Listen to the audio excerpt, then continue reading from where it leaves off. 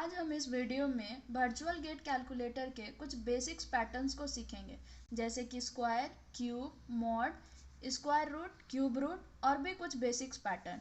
तो चलिए हम लोग कुछ एग्जाम्पल से सीखते हैं।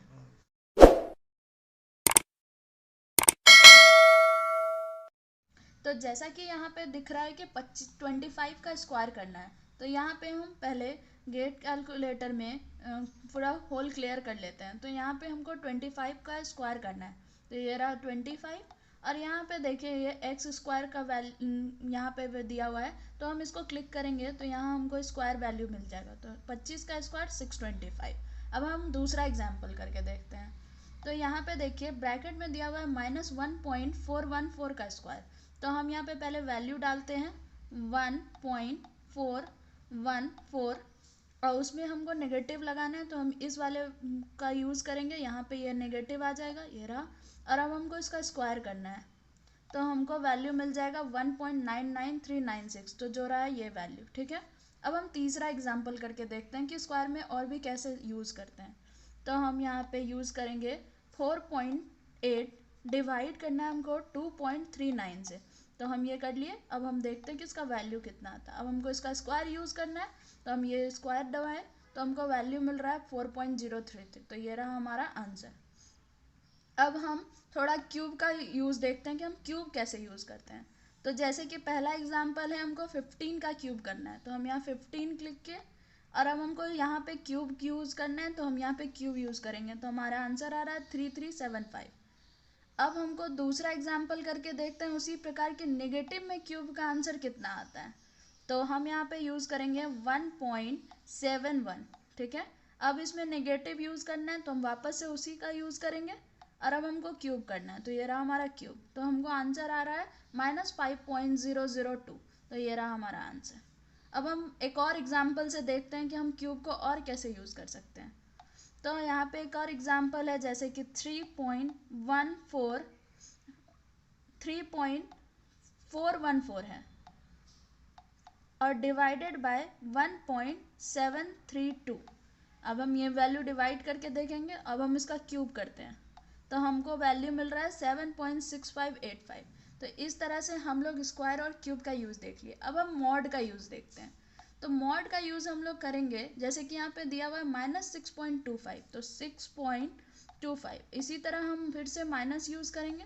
और यहाँ देखिए कि मॉड फंक्शन दिया हुआ है, तो हम इसको क्लिक करते ही हमको एब्सोल्यूट वैल्यू में 6.25 मिल जाएगा। ठीक है, अब हम थोड़ा और बेसिक्स स्क्वायर रूट फंक्शन देखते हैं। ये रहा हमारा स्क्वायर रूट। अब हम स्क्वायर रूट का यूज़ कैसे करते हैं वो देखते हैं। जैसे कि दिया हुआ है 169, उसका स्क्वायर करना है, स्क्वायर रूट। तो यहाँ पे ये फंक्शन दिया हुआ है स्क्वायर रूट, इसको क्लिक करने से हमको वैल्यू मिल जाएगा 13। तो ये रहा हमारा आंसर। अब हम कुछ और वैल्यूज़ देखते हैं। तो जैसे कि यहाँ पे दूसरा एग्जाम्पल दिया हुआ है 188 -7.2। अब हम इक्वल टू करेंगे और इसका फिर से रूट लेंगे, तो हमको वैल्यू मिल जाएगा 13.44। चलिए एक और एग्जाम्पल देखते हैं ताकि हमें और क्लियर हो सके। ये रहा, जैसे कि 188, इसका हमको रूट लेना है। ठीक है, ये हो गया वैल्यू। अब हम डिवाइड करेंगे, उसके बाद ब्रैकेट में वैल्यू लेंगे 221 और उसका भी रूट करेंगे। ब्रैकेट क्लोज करेंगे तो हमारा ये वैल्यू आ गया।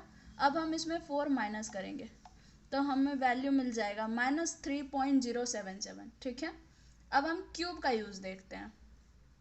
तो क्यूब का यूज़ हम इस प्रकार देखेंगे कि जैसे कि यहाँ दिया हुआ है 1728। अब हमको इसका क्यूब रूट लेना है, तो यहाँ पे एक फंक्शन दिया हुआ है क्यूब रूट। अब हम इसको क्लिक करते हैं तो हमको वैल्यू मिल जाता है 12। ठीक है, हम ये दूसरा एग्जाम्पल करते हैं। ठीक है, तो यहाँ पे हम दूसरा एग्जाम्पल करेंगे, तो 221 का क्यूब रूट लेना है, तो ये रहा।